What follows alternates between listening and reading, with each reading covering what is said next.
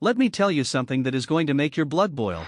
Solo Sikoa, the self-proclaimed tribal chief, the man who hijacked the Bloodline, the man who turned his back on Roman Reigns, who stabbed Jacob Fatu, who ran WWE like it was his personal kingdom, just got a taste of his own medicine. And the man who served it to him? His own soldier. His own brother. Tama Tonga. That's right. The MFT, the most feared tribe, the faction that has been running roughshod over Monday Night Raw for months, beating down anyone who dared step to them, imploded. Right in the middle of that ring. And LA Knight? LA Knight walked out of that arena with his arm raised, standing tall over the wreckage of Solo Sikoa's collapsing empire, screaming "yeah" into a crowd that absolutely lost their minds. But here's what I need you to understand before we break this down, and I need you to share this video right now because half the wrestling world is still sleeping on what this moment actually means. This wasn't just a match result. This wasn't just a swerve for the sake of a swerve. This was the beginning of the end for Solo Sikoa's version of the Bloodline. And if you're not talking about this, you are not watching wrestling right. Comment below right now, did Tama Tonga just become the most dangerous man on Raw? Because I think he did, and I'm going to prove it to you. Let's get into it. Segment 1, setting the stage. Who is the MFT and why did they seem untouchable? For anyone who needs a quick reset, because trust me, the full context makes this betrayal hit 10 times harder, let's talk about what Solo Sikoa built after Roman Reigns stepped away from the weekly grind of Raw. Solo didn't waste any time. The moment Roman's shadow started to lift, Solo moved fast. He restructured. He recruited. He built his own version of the Bloodline, except this one was meaner, hungrier, and far less interested in politics or respect. Where Roman ran the Bloodline like a CEO, calculated, methodical, always 3 moves ahead, Solo runs the MFT like a warlord. Raw power. Fear. Loyalty enforced through violence, not earned through respect. He brought in Tama Tonga and Tonga Loa, 2 men who have been underutilized on the main roster for way too long, 2 men who had something to prove, and Solo gave them a platform. He gave them purpose. He gave them targets. And together, the MFT became the most physically dominant faction on Monday Night Raw. They weren't just winning matches, they were destroying people, sending messages, running segments that left superstars laid out in the middle of the ring while Solo stood over them with that cold, blank stare he does so brilliantly. And LA Knight, yeah, LA Knight had been right in the crosshairs of this group for a while. Knight is the kind of guy who never backs down. The crowd pops for him like he's already a main event star every single week, because frankly, to the WWE universe, he's been in Solo's way. He's been loud about it. He's been defiant about it. And that made him the perfect target for the MFT to repeatedly make an example of. Going into this match on Raw, the odds were stacked. Knight against the MFT, outnumbered, outmuscled, and with Solo's entire operation designed to make sure he couldn't win.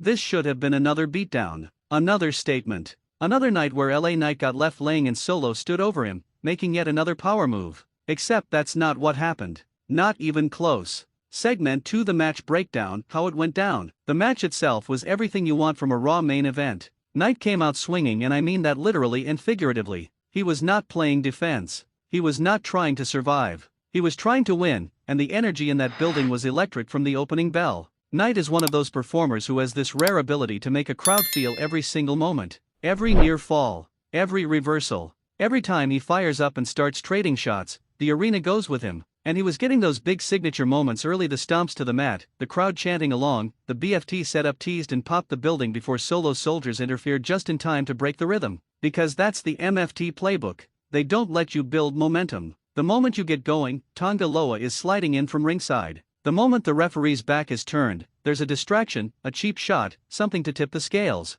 It's effective. It's infuriating. And it was working. Knight got isolated. He got cut off. The crowd was getting anxious, that kind of tense energy a live wrestling crowd gets when they're watching their guy get worked over and they don't know if he's going to be able to come back from it. Solo was at ringside, arms crossed, looking completely satisfied. This was going exactly to plan. And then Tama Tonga tagged in. And something was different. You could feel it even watching it back. There was a hesitation. A beat that was just slightly off. Tama got in the ring, measured Knight, and instead of going for the kill he paused. That pause was everything. The sequence that followed was tense and chaotic. Knight started fighting back. Tama wasn't cutting him off the way he should have. And when the moment came when Tonga Loa was on the apron ready to interfere again, when Solo was barking instructions from ringside, when the entire MFT structure was in place to finish LA Knight off, Tama Tonga turned around. And he decked his own brother. Tonga Loa never saw it coming. The arena didn't see it coming. Solo Sikoa's jaw dropped.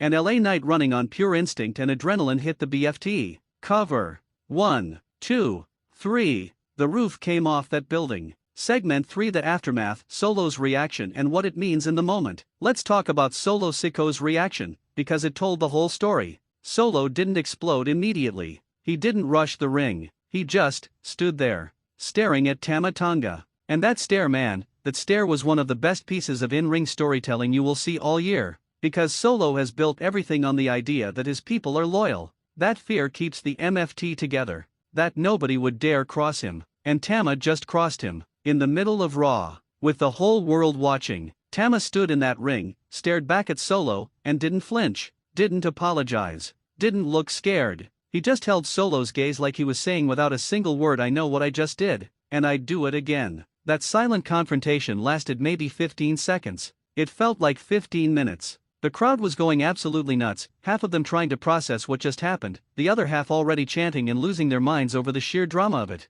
Then Solo snapped. He started screaming at Tama from ringside, pointing, losing the composure that usually makes him so terrifying. And that was fascinating because we don't often see Solo rattled. We see Solo in control. We see Solo cold and calculated. Seeing him genuinely shaken, genuinely furious in a way that looked like panic underneath the anger, that's a crack in the foundation. That's a vulnerability we haven't seen before. Tonga Loa, still recovering from the sucker punch, looked completely lost. His brother just betrayed them. His best partner. His blood. The confusion on his face mixed with the rage was a beautiful piece of storytelling. He didn't know whether to go after Tama or go check on the situation. He was just broken in that moment. LA Knight rolled out of the ring, victorious, and the camera kept cutting between Knight celebrating and Solo losing his mind at ringside. That split screen told the story perfectly: one man's empire beginning to shake, another man's moment of triumph. Segment 4: Why did Tama do it? Reading between the lines. Now here is where I need you to really pay attention. Because the why is more important than the what in this story. The easy read is that Tama Tonga just turned babyface and now he's going to be a good guy. Maybe. But I don't think it's that simple, and I don't think WWE is booking it that simply either. Let me give you a few layers here. First, Tama Tonga has history. He has deep history in wrestling that most casual fans might not fully know. He's been in factions before. He knows what faction life looks like when it starts going wrong. And more importantly, Tama Tonga is not a man who does things without thinking. This wasn't a snap emotional decision. The way it was shot, the way it was executed, the pause before he made his move, that was calculated. Second, there's the question of what Tama was getting out of the MFT arrangement. Solo runs things his way. Solo makes all the decisions. Solo gets all the glory. Tama and Loa are muscle. They're soldiers. They're enforceable threats. But when was the last time Tama Tonga got a title shot? When was the last time Tama had a meaningful single spotlight that wasn't in service of Solo's story? Solo has been using these guys, and Tama, who is talented enough to be a top star in his own right, clearly reached a breaking point. Third, and this is the layer that gets really interesting, is Tama doing this for himself, or is there something bigger at play? Because here's what I keep coming back to: Roman Reigns is out there. Roman Reigns has unfinished business with Solo Sikoa. Roman Reigns has been watching his family name get dragged through the mud by his cousin. Is it possible, and I'm not saying this is confirmed, I'm saying it's fascinating to think about, is it possible that Tama Tonga is operating with some kind of awareness of the bigger picture? Is there a connection to the original bloodline we're not seeing yet? I am not going to pretend I know the answer to that, but I'm going to tell you that the booking suggests there's more to this than a simple good guy turn. This feels like the opening move in a much longer game. Drop your theory in the comments. Seriously, what do you think Tama's motivation is? Because this community has some of the smartest wrestling minds on YouTube and I want to hear it. Segment 5: What this means for LA Knight going forward. Let's not bury the lead on Knight's side of this story either, because this win is huge for him. LA Knight has been one of the most organically over superstars in WWE for the last couple of years. The crowd loves this man. They have loved him through booking decisions that didn't always maximize his potential, through stretches where it felt like WWE didn't quite know what to do with the momentum he was generating, through moments where he should have been pushed harder and faster than he was. But Knight kept showing up. He kept performing. He kept being exactly who he is: charismatic, intense, funny when he needs to be, and deadly serious when the moment calls for it. And that consistency has built him a fanbase that is genuinely ride or die. A win over the MFT, even with Tama's help, because let's be real, Knight still had to hit the BFT and pin the man, is a statement.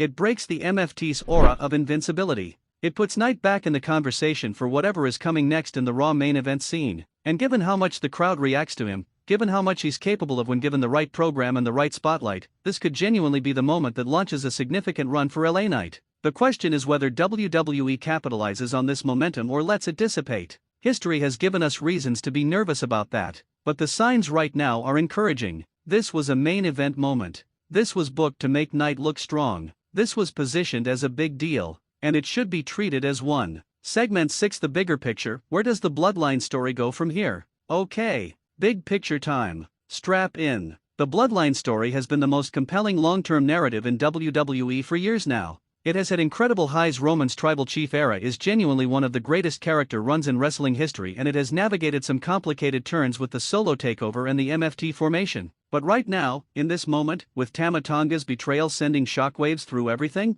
the story just got a second wind. Solo Sikoa's power is cracked. His inner circle just fractured publicly. The man who was supposed to be his most dependable enforcer just flipped on him in the biggest possible moment. Solo can't project invincibility anymore, not after this. The facade is broken. And in wrestling, once the monster shows weakness, the audience smells blood. The momentum shifts. The question of who's going to take this guy down becomes urgent and exciting instead of theoretical. Tama Tonga is now the most unpredictable and therefore most dangerous variable in the entire Raw ecosystem. Is he going full babyface? Is he operating alone? Does he try to strip Solo of whatever power structure remains? Is Tonga Loa going to come after him, setting up a deeply personal brothers against each other feud that could be absolutely incredible if given the right time and storytelling? All of these roads are interesting. And then hovering over everything is Roman Reigns. When Roman comes back, and he will come back, what does the landscape look like? Does he come back to an MFT that has already destroyed itself from the inside? Does he align with Tama?